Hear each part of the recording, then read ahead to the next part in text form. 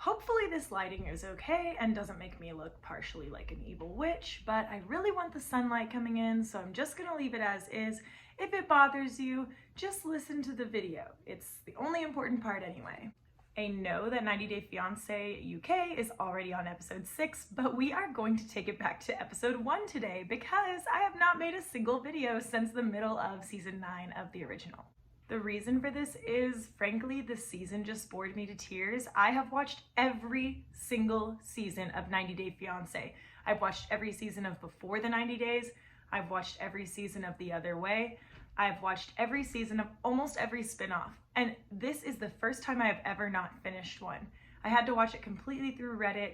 I just didn't care. I didn't believe what was happening. I knew that the Jabri and Miona thing, they had already been married. It was all fake. I knew that Emily and Kobe were gonna drive me crazy with their dynamic. The Eve and Muhammad stuff just made me depressed because their situation is so fucked. So I was very excited when 90 Day Fiance UK started, but I have been traveling all over and I haven't had a chance to sit down and finally tell you my thoughts. So aren't you glad that I'm back? My 12 watchers, who I believe are all my personal friends. In the first episode, we meet Brady and Host. Now, they are playing League of Legends together in one of their first scenes, so of course I'm immediately in love. I'm like, that's a couple that's going to last. Or a couple that's going to blow up after they lose a bad match, one of the two. Now, Host is a really attractive guy, and in the past on 90 Day Fiance, when the spouse is an attractive Middle Eastern guy, generally the woman is a 20-year older, let's say, not necessarily taking the best care of herself woman, but Brady is very attractive as well. So this makes me think this isn't a catfishing scam. They seem equally on the same level. And on top of that, they seem to have a good foundation for their relationship. Like, they don't just talk about, sex and, oh, you're so beautiful, good morning, right? They play games together. They know about each other's lives. They know each other's families. He knows about her kids, cares about her kids. So actually, I think this couple seems to really have a good start. Now, I believe it's Brady's mom who's talking to her in this scene, but she is worried about her going to Lebanon, and she says it's because they don't have freedom of speech there, which I think is very funny because if you are a person from, let's say, America or the UK, you know that when you go to a country where maybe things aren't perfectly fair and the government system isn't necessarily the best, it really isn't going to affect you much as a foreigner because they don't give a shit about you. Brady is just a regular old woman from the UK going to visit someone in Lebanon. It doesn't matter what the government is like there because it's not going to affect her the slightest bit. She is just going to see her boyfriend. She's not going to protest the government. So Brady's mom's worries are, at least in this regard, unfounded, in my opinion.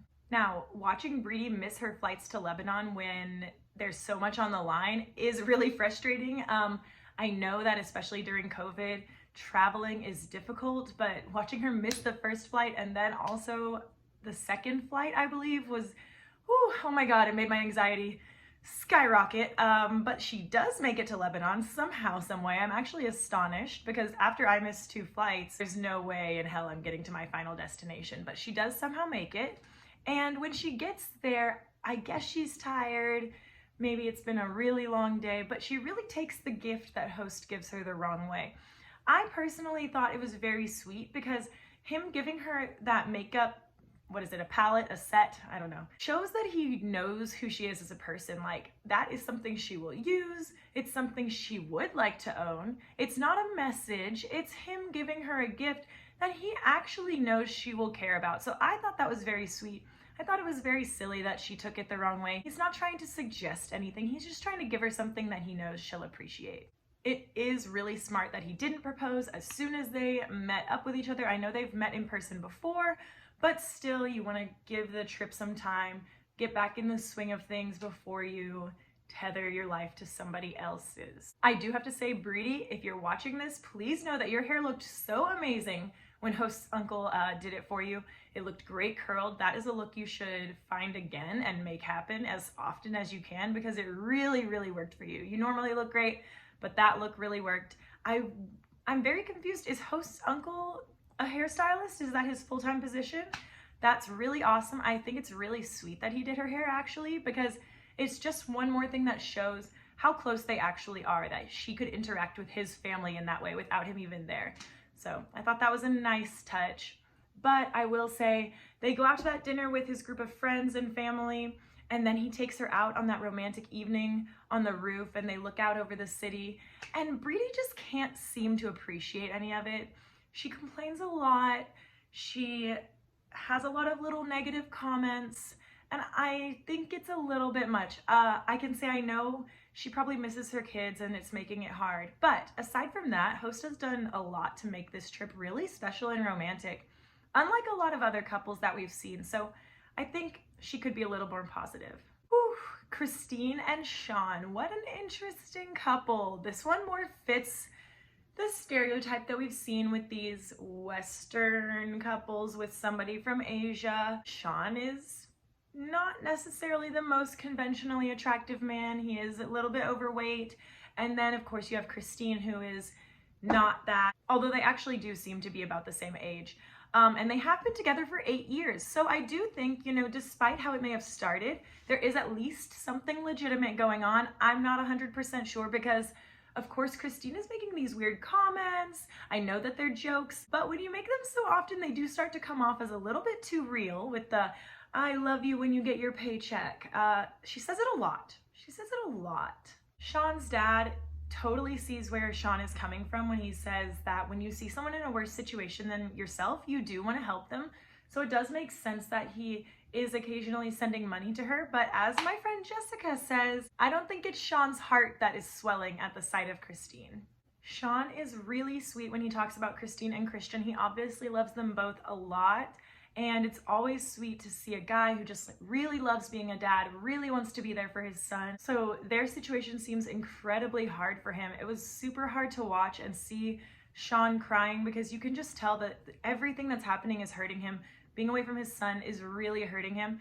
Now, of course, I have heard the speculation that Christian is not his son, but I do think until we have that confirmed, there's not really a reason to entertain that idea because lots of people look more like one parent than the other. I see it all the time. Parents of different races have kids and the kid looks only like one of them. You read stories about it online all the time. You see it in real life.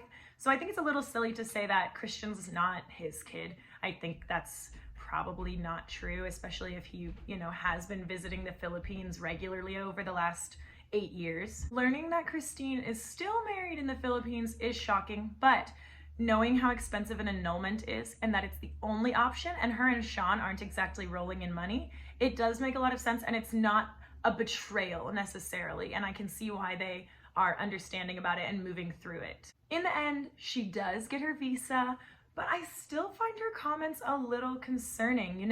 If you were about to move countries to be with someone who's supposed to be, the love of your life, why is your first comment that as soon as you arrive, you're gonna take his credit card?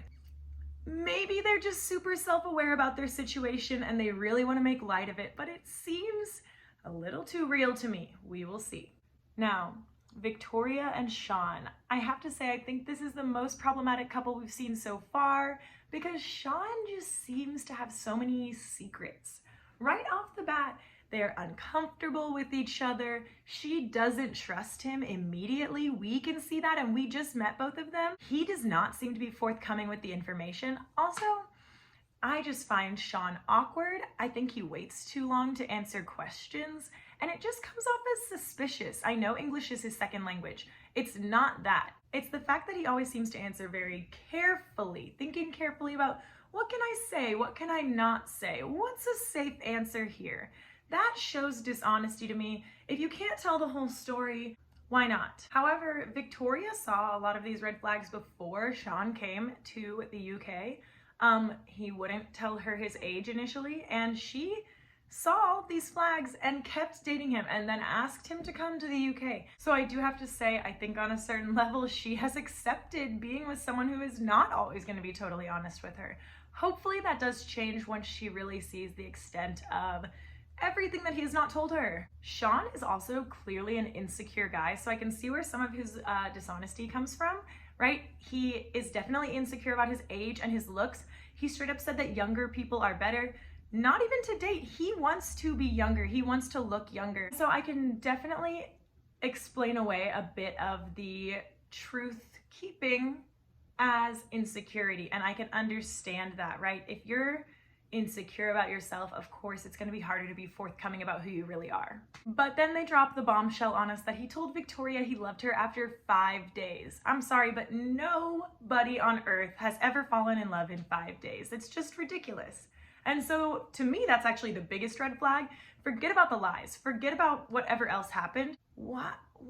Why would he tell her that so quickly? And then he comes to the UK, and it's not like they have this amazing connection and chemistry where you can really see why he was like, oh, that's love at first sight. They don't have that reaction at all. It's awkward. I get it when you meet people in person for the first time. It can be awkward.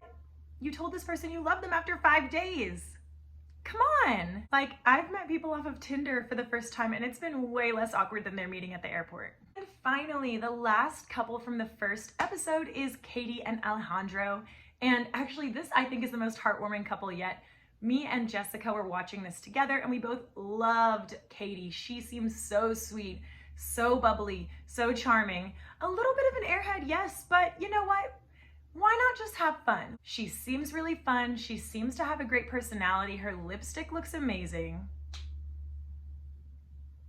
The fact that she's chatting with her little workout group and she has that big circle of friends is a really big plus in my book. I feel like if you can be social and you have a big support group, generally, not always, but generally, that means you're the kind of person that can adapt to situations. You are getting out there and you are living and you are probably at least a little bit okay to be around, generally. She also clearly loves her grandma who she lives with, which is so cute. I think that's really sweet and a big point in her favor. Her and Alejandro together, it seems like they're a good match. Neither of them is like way more attractive than the other, and neither of them is in an awful living situation to the point where they would need to get out of it. In fact, we will see later on, neither of them want to move to the other person's country. So actually, I think that's a good sign because neither of them is using the other one for a better living situation. It's clear off the bat. So this is a real couple.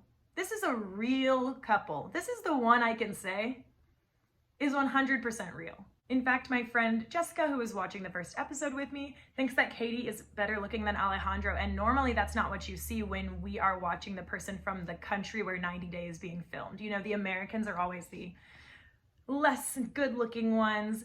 The UK people, I assume, are generally going to be the less good looking ones. It's really heartbreaking to see Alejandro with his grandparents because you know eventually if this situation works out, either Katie's going to move to him or Alejandro's going to leave them behind and move to her. So of course it's so hard to see these people with their families. It's always hard watching this show because one of the people in the couple always has to leave their life behind. Actually, I think that might be the one sticking point in this relationship. If neither of them is willing to move, that could be the reason it would work out. And once again, that is a legitimate reason that a lot of international couples don't work out, and it's a good reason to leave a relationship. So even though I think this is the most genuine and best matched couple, they're very suitable for each other, I feel like this is the one that could fail because Alejandro does not want to go to the UK, and as far as we know, Katie has no plans to move to Mexico.